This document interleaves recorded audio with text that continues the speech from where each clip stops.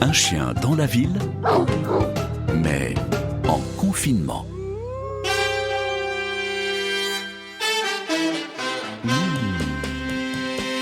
Pour faire le dog, il suffit de vouloir faire le dog. Ça y est, on arrive au bout les amis. On va enfin entamer le déconfinement. Alors ok, c'est pas fini, le virus est loin d'être derrière nous, mais quand même. Disons, histoire d'être un peu positif, que c'est le début de la fin. Du confinement, hein. Et qui dit libération, dit balade. Fini les 1 km moroses et ternes autour de chez nous. On va enfin pouvoir aller jeter une patte plus loin et retrouver un peu la joie des promenades avec nos chiens. Mais en ville, c'est pas toujours simple de trouver des endroits sympas, non ? Et vous en pensez quoi ? Avoir un chien en ville, c'est... Avoir un chien tout court, pour moi, c'est un bonheur. En ville, c'est vrai que c'est plus compliqué, ça demande beaucoup d'adaptation. Surtout à Paris, qui n'est pas du tout une ville friendly pour les chiens. Mais après, quand on veut, on trouve des solutions et ça se fait, quoi. Ça nous permet de nous lever le matin, d'aller sortir notre chien avec la bonne humeur, même quand il pleut et quand il neige. Eh bien, on sort quand même le chien. C'est le divertissement. On a l'image de la ville, où voilà, on n'a pas forcément beaucoup de parcs, d'espaces verts, on va dire. Et c'est vrai qu'avec le chien, on va aller faire cet effort. Dans le bois de Vincennes, j'étais tombée sur un panneau, il y avait écrit « C'est votre chien qui vous sort ». Il faudrait vraiment des endroits où ils puissent avoir des petites activités, où ils puissent jouer, ils puissent... Donc du coup, moi je traverse la Seine, je vais dans un autre arrondissement et je lâche famille. J'aimerais qu'il y ait beaucoup plus d'endroits où je peux lâcher mon chien. Vous l'avez compris, le thème du jour, c'est la balade. Oui, mais où ? Parce que c'est un vrai casse-tête de trouver de nouveaux endroits accessibles aux chiens et surtout dans les grandes villes. Alors, rien que pour nous, j'ai fait appel à un expert, Michael, qui habite en Suisse. C'est le créateur d'une appli qui pourrait bien vous sauver de la sempiternelle promenade qu'on a tous fait 1000 fois. Et cette appli, c'est Playdogs. Je ne vous en dis pas plus et je vous propose qu'on l'appelle chez lui, en Suisse, pour découvrir ensemble cette belle initiative. Des idées au poil.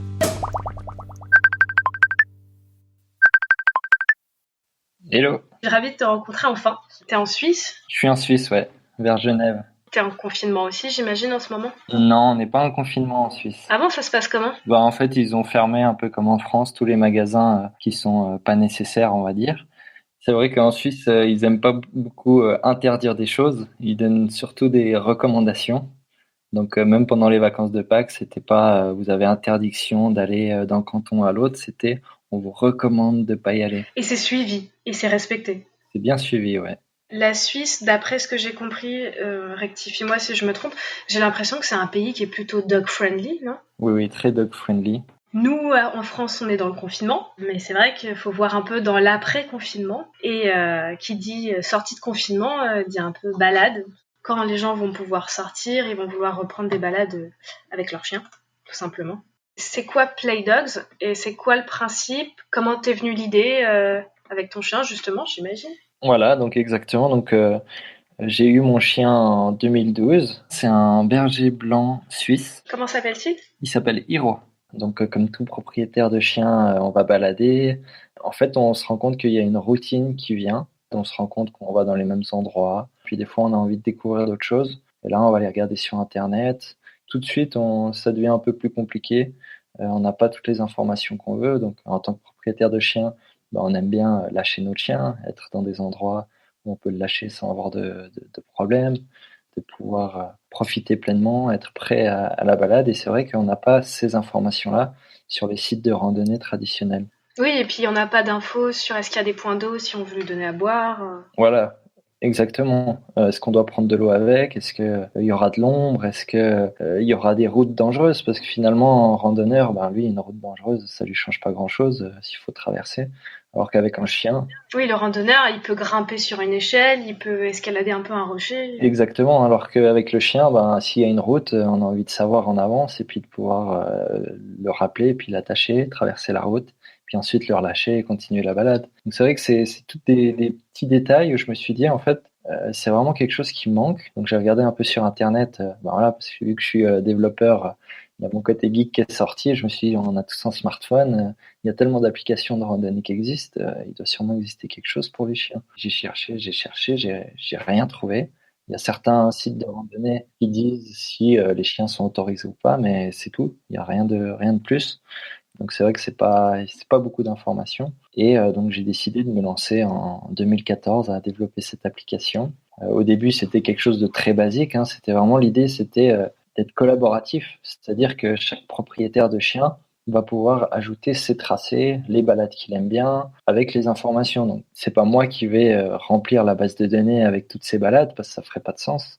C'est bien plus efficace si les gens qui connaissent les balades et qui habitent la région remplissent eux-mêmes ces informations et ajoutent ces informations-là sur une carte partagée, en fait. Et c'est l'idée de l'application, justement. Donc, une carte partagée avec plein de balades ajoutées par les propriétaires de chiens. D'accord, donc là, actuellement, on est en 2020. L'esprit collaboratif, j'imagine, est toujours là. Et c'est une application qui est gratuite, d'après ce que j'ai compris. Oui. Enfin, pour moi, c'est important que ce soit gratuit pour les propriétaires de chiens. On n'a pas envie de payer pour aller trouver une balade. C'est vraiment pas l'état d'esprit. C'est vraiment, j'ai envie que les gens puissent participer sans se dire, ah voilà, je paye tous les mois un abonnement, etc. J'ai envie qu'ils aient envie, eux, d'ajouter des balades et de les partager avec un maximum de personnes, que ce soit accessible à tout le monde finalement. Entre-temps, j'ai décidé d'ajouter les parcs à chiens. C'est vrai que je me suis rendu compte, notamment quand on part en vacances, on connaît pas la ville, il y a une réglementation différente.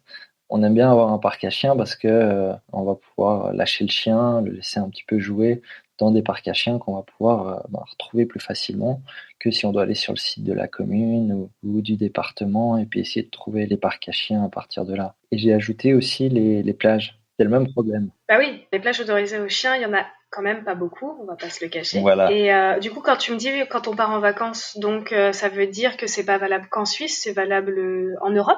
C'est quoi le périmètre C'est une carte Google, donc il n'y a pas de limite. On peut voir toute la Terre dessus. On peut ajouter une balade en Afrique, aux États-Unis. Donc à ce niveau-là, il n'y a pas de limite.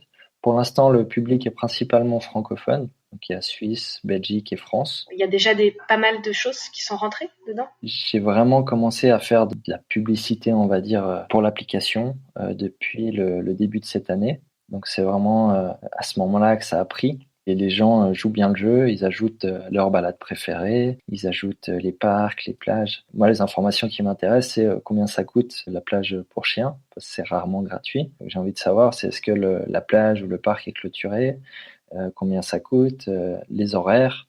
Enfin, c'est toutes des informations finalement basiques, mais qui sont compliquées à récupérer. Oui, en fait, après, on est là, on est sur Google, on regarde, ok, cette plage autorisée aux chiens, ah, c'est pas marqué sur le site. Finalement, l'idée de Playdogs, c'est un peu de réunir toutes les infos que nous, en tant qu'adoptants de chiens, on rechercherait. Ça réunit tout ça, quoi. C'est une synthèse de toutes les questions qu'un propriétaire de chien peut se poser avant de partir avec son chien. Voilà, exactement. Donc, c'est vraiment de pouvoir s'organiser plus facilement, avoir l'information plus facilement. Donc, il y a le tracé de la balade. Et on va pouvoir dire, sur ce tracé-là, on peut attacher le chien, sur celui-là, on peut détacher le chien, etc.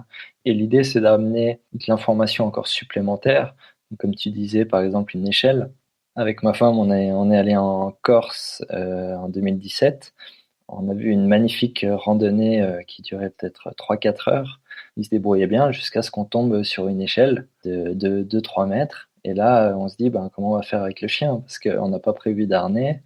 Le chien, il fait quand même un peu plus de 30 kilos. Heureusement, ce jour-là, on était 4. Voilà, c'était quand même toute une organisation. On l'a porté, on a réussi. Heureusement, on a un chien qui est calme. Il s'est laissé faire, ça s'est bien passé. Mais c'est vrai que c'est une information. Un randonneur, il fait ça, on n'en parle plus.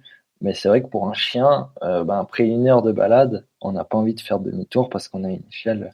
Donc c'est toutes des petites informations en fait pour moi qui manquent ou qui sont pas faciles à retrouver. Peut-être qu'il y en a dans les commentaires sur la balade. Personne va aller lire tous les commentaires pour avoir l'information en fait. C'est un peu partie de ces différentes frustrations de se dire même autour de chez soi, dans sa région, il y a peut-être des endroits sympas qu'on connaît pas. Aujourd'hui, tu as à peu près combien d'utilisateurs de Playdogs? Alors aujourd'hui, j'en ai à peu près 5000. C'est pas mal?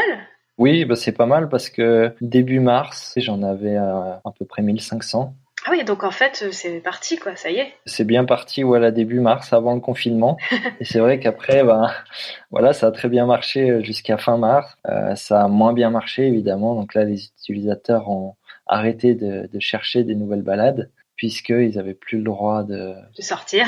surtout en France. Et du coup, c'est vrai que ça a baissé un petit peu le nombre d'inscriptions pour l'instant, mais j'ai eu des super retours de la communauté, les gens participent, ils me donnent des conseils ou des choses à ajouter sur l'application qu'ils aimeraient voir. Donc c'est vrai que c'est vraiment l'idée de pouvoir faire participer la communauté et puis de faire une application pour les personnes qui ont un chien. Par des personnes qui ont un chien et pour des personnes qui ont un chien, en fait. Exactement. Et finalement, en sortant du confinement, on va tous avoir envie de prendre l'air. Clairement. Ça se trouve, il y a peut-être des balades très sympas à faire en ville sur des pelouses ouvertes. Ouais, on sera bien content de pouvoir... C'est vrai qu'à Paris, il y a beaucoup de parcs qui ont été ajoutés, vu que c'est une grande ville. J'espère qu'il y a de quoi faire. Et puis, il y a encore d'autres balades qui vont s'ajouter après le confinement, j'en suis sûr. C'est vrai que les gens jouent bien le jeu, ils ajoutent des parcs, des balades. Moi, ce que je trouve très sympa, et je pense que c'est important de le souligner, c'est que tu t'es dit, bon, voilà, je suis propriétaire de chien, qu'est-ce que je sais faire ? Dans quoi je suis douée et comment je peux le mettre au service d'une cause qui me parle, en fait. Et c'est ça que je trouve assez cool, c'est de se dire, je mets mes compétences au profit d'un sujet qui me porte un peu, quoi, qui a du sens. C'est exactement ça. Donc, depuis 2014, je travaille sur cette application. Je l'ai redéveloppée 3 fois parce que les technologies ne me plaisaient pas. Donc, c'est vrai que je me suis pas mal investi sur cette application dans mon temps libre. C'est pas avec Playdogs que je gagne ma vie, je le fais vraiment par passion. Et c'est vrai que je me suis rendu compte, l'informatique, c'est une de mes passions, le développement. Et toute cette vie canine, on va dire, c'est aussi une passion. Et du coup, j'ai réuni ces 2 passions pour créer Playdogs et en fait vraiment essayer de créer une communauté autour des gens qui aiment partager cette passion aussi. Une personne qui a un chien, elle va le promener 1 à 3 heures par jour, on va dire. Donc si on peut réussir à diversifier et puis à rendre ces balades un peu plus intéressantes, on va dire, en découvrant de nouveaux endroits, de nouveaux parcours, c'est vrai que ça vaut la peine. Ouais. Pour nous comme pour le chien, en fait, parce que nous aussi on se lasse, le chien aussi. Sachant qu'en fait, en ville, souvent les gens qui ont des chiens essayent vraiment de faire attention à leur bien-être, à leur équilibre, à les sortir surtout suffisamment le matin pour qu'ils soient suffisamment dépensés parce que souvent les gens travaillent. Ouais, ça peut être un peu le piège de se dire on habite en campagne, on laisse le chien dans le jardin et on n'a pas besoin d'aller le promener. Si j'ai lancé cette émission aussi au début de Un chien dans la ville, c'est que je voulais vraiment montrer que la ville, le chien, c'est pas incompatible et que finalement il y a beaucoup de bienveillance. Et moi, c'est exactement ce que je pense. C'est souvent, il y en a qui disent, faut pas prendre de chien parce que je suis dans un appartement trop petit. Mais si la personne peut passer ses journées avec, le chien, il sera bien plus heureux plutôt qu'être tout seul dans une grande maison. Quand tu as développé Playdogs et là, tu as rencontré de l'aide ou de la bienveillance ou plutôt à l'inverse, parfois tu t'es heurté à des rabat-joie, si on peut dire. C'est un milieu qui est compliqué, le milieu canin. C'est un milieu qui est compliqué, mais au final, plein de bonne volonté. C'était toujours bienveillant, c'était toujours dans le but d'améliorer l'application, de me remercier pour le travail qui a été effectué. J'ai eu des personnes qui ont dit non mais nous on veut pas ça parce que on veut garder nos balades secrètes. C'est débile. Il y a eu très peu de réactions comme ça, mais il y en a eu. Personne n'est obligé d'ajouter une balade sur l'application. C'est vraiment au bon vouloir des utilisateurs. Oui, c'est pas une application qui te trace comme sera la future Stop Covid en France. Non, c'est sûr. Non, il n'y a pas de live tracking ou quoi que ce soit.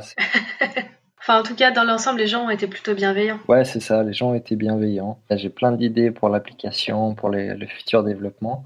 Je me réjouis de pouvoir reprendre tout ça après le déconfinement. Continue, moi je trouve que c'est une excellente idée. Je trouve ça aussi génial d'avoir la volonté de le garder effectivement gratuit, sachant que en tant que propriétaire de chien, on est un peu parfois des porte-monnaie sur pattes. Donc bravo. Oui, bravo Mickaël pour cette application. Je vais m'empresser de l'utiliser une fois le déconfinement entamé et la saison des promenades ouverte. Je sais pas vous, mais moi je sais qu'il y a quelques spots sympas autour de chez moi où parfois ça manque sérieusement de copains pour Youpla. À vous de rentrer les vôtres. Le confinement, c'est bientôt terminé, mais Un chien dans la ville continue de vous donner la parole. Alors merci pour vos écoutes, votre soutien et votre participation. Je vous dis à bientôt au prochain épisode. En attendant, si vous voulez vous exprimer et participer, retrouvez-nous sur notre page Facebook Un chien dans la ville ou notre page Instagram Un chien dans la ville _podcast. Ah, et si vous aimez, mettez-nous des étoiles, il paraît que ça aide.